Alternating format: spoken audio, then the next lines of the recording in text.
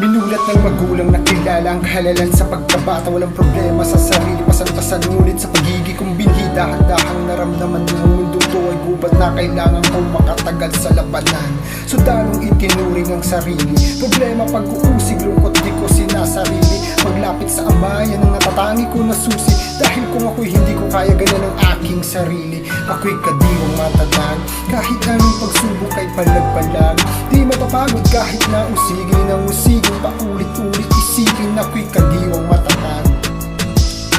Ako'y kadiwang matatag. Kahit ano mang danasin, hirap at iisip, walang imposible. Dahil ako'y kadiwang matatag.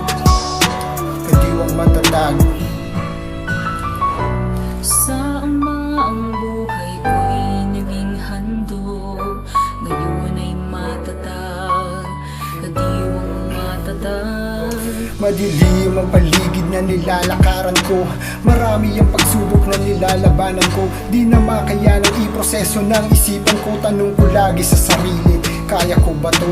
Tiwala sa ama, yan ang tanging kailangan. Gabay sa gubat na puro na lang kasalanan. Marami ang gustong kumagat ng dahan-dahan, mga pangil ng kaaway, nag-amba akong sugatan. Ako'y kadiwang matatag. Kahit anong pagsubok kay palag-palag, di mapapagod kahit na usigin ang usigin. Paulit-ulit isipin, ako'y kadiwang matatag.